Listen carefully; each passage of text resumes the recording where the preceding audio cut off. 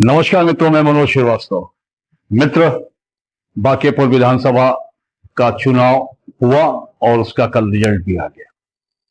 इसकी समीक्षा का समय है और आज हम उसकी समीक्षा बड़ी ईमानदारी से करने जा रहे हैं। क्या हुआ?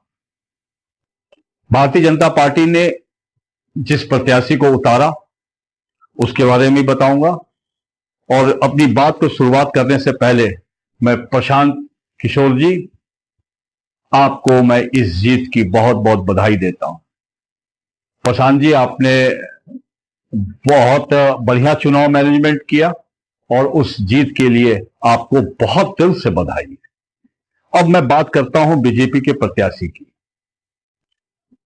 वो बीजेपी की सीट जो विगत 30 वर्षों से भारतीय जनता पार्टी जीतती आ रही, वो विधानसभा क्षेत्र जो बिहार में पटना का सबसे क्रीमेस्ट विधानसभा था, जहां पे अधिकांश पैसे वाले, धनाढ्य और संभ्रांत व्यक्ति वहां पे रहते हैं। और भारतीय जनता पार्टी ने जिस प्रत्याशी को उतारा, उस प्रत्याशी जिस समुदाय से आता था, से उसकी वो बहुसंख्यक क्षेत्र, और उसके बाद भी वो हार जाता है। यहां पे थोड़ा सा समझने की जरूरत है कि आखिर में वो एक गरीब लड़का, वो गरीब लड़का जिसके मां बाप नहीं, वो गरीब लड़का जो हर व्यक्ति के सुख दुख में काम आता है। एक मेरे पास कल रात को एक वीडियो आया कि एक व्यक्ति ने कहा कि भारतीय जनता पार्टी ने कहा कि हम इस क्षेत्र से कुत्ते बिल्ली को भी खड़ा कर देंगे तो वो जीत जाएगा, लेकिन मैं कुत्ते बिल्ली को वोट नहीं दूंगा। वो भूल गए कि वो लड़का उनके पिताजी के मरने पे सुबह से लेकर शाम तक उनके लिए दाह संस्कार का सामान इकट्ठा करता था। वो लड़का जो है, सारे रिश्तेदार उनके चले गए थे, उसके बाद भी वो लगा रहा। उसी के बहन के शादी में वो लड़का जो है दिन रात एक कर दिया था कि उसके लोगों के घर में शादी हो रही है। उसका एक ट्रैक रिकॉर्ड है कि हर सुख दुख में वो खड़ा होता था। हर लोग उसको बुला लेते थे, किसी के यहाँ कोई भी समस्या होती थी, किसी को हॉस्पिटल जाना है, किसी के यहाँ शादी है, किसी के यहाँ मरनी है, तो वो लड़का निस्वार्थ भाव से, और ये सोचे बगैर कि मैं कभी इस विधानसभा में भारतीय जनता पार्टी उसे प्रत्याशी भी बनाएगी, क्योंकि वो तो घर का है। और उसके पीछे नकारात्मकता क्या थी? क्योंकि वो शकल का अच्छा नहीं है, वो काले रंग का है, वो गरीब है, उसके मां बाप नहीं है, लेकिन उसके पीछे उसकी जो भावनाएं थी समाज से जुड़ने की, उसको भी उन लोगों ने नकार दिया। ये एक बहुत बड़ा प्रश्न चिन्ह है। हम किस समाज में रह रहे हैं? आपको कैसा नेता चाहिए? एक ऐसा व्यक्ति, एक ऐसा नेता जो चमत्कारी नेता है, जो 200 करोड़ का मालिक है, न जाने कितने राजनीतिक घरानों से घूमकर आया, जो शायद बहुत से लोगों ने उसको, ऐसे भी लोगों ने वोट दिया जो कभी उसको देखे भी नहीं थे। एक वो लड़का जिसको मालूम है कि डॉक्टर साहब के घर के सामने रामलाल धोबी है, उसका नाम रामलाल है, उसके घर में कौन है, उसे ये पता है कि फलाने चौराहे पे कहां पे क्या समस्या है, उसे पता है कि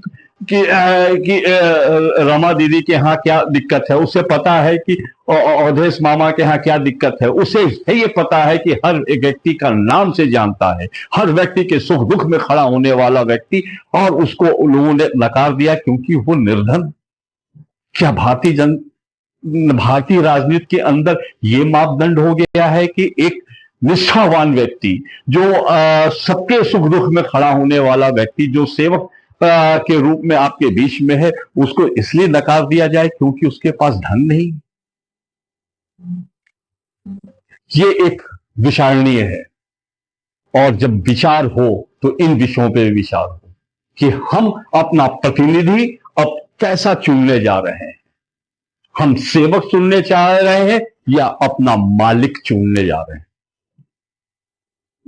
फिर भी मेरा विश्लेषण हो सकता है कि वहां की उस वक्त की हालात क्या हो गई थी। और एक इसके साथ एक चीज और जोड़ना चाहता हूं। विगत 4 चुनाव में कुमार आकाश जी ने लगभग 50,000 वोट पाए थे, जो विपक्ष में थे। नितिन नवीन जी जीते थे। उसके बाद जो है लौ सिन्हा जी लड़े, वो भी इतना ही वोट पाए थे। और रेखा गुप्ता जी भी पिछले बार की उप विजेता थी, उन्होंने भी उतना ही वोट पाया। और उसमें प्रशांत जी ने थोड़ा सा वोट परसेंटेज बढ़ाया। यानी जो बीजेपी के बीच विपक्ष में जो वोट पड़ने वाला वोट है, वो तो उतना ही पड़ता रहा जितना विगत 4 चुनाव में पड़ता रहा। और हकीकत ये था कि जो लोग कथाकथित अपने आप को उसके समाज का कहते थे, जो बीजेपी के विकास की लहर की बात करते थे, उन्होंने उसे नकारा, इसलिए क्योंकि वो एक गरीब प्रत्याशी था। विकास की बहार देखनी है तो बांकेपुर विधानसभा क्षेत्र में देखिए। विकास की बहार देखनी है तो उस पटना के अंदर नरीमन पॉइंट बना दिया गया है, उसको देखिए। विकास की बहार देखनी है तो उस विधानसभा के अंदर इतने ओवरब्रिज बना दिए गए हैं, वो देखिए। वो विकास की बहार लोगों ने नकार दिया।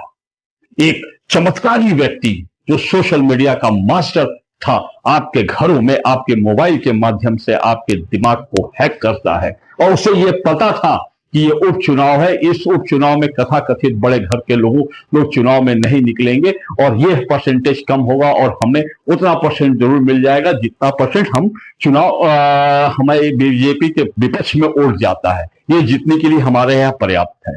वो एक कैलकुलेटेड गेम से खेल रहा था। और हम कथाकथित लोग, जो नीरज सिन्हा जिस समाज से आता है, उस समाज के लोगों ने उसे जो है वोट देने से मना कर दिया। उस समाज के ही लोग उसको हराने पे मिठाई बांटने की बात कर रहे हैं। ये भी एक सोचने का विषय। फिलहाल ये चुनाव प्रशांत जी आपने जीता है, उनको बहुत बहुत बधाई। और समीक्षा जरूर होनी चाहिए, लेकिन समीक्षा के साथ हम किस भाव में जा रहे हैं, हम कैसा प्रतिनिधि चुन रहे हैं, ये भी सोचने का विषय है। प्रश्न आपके सामने।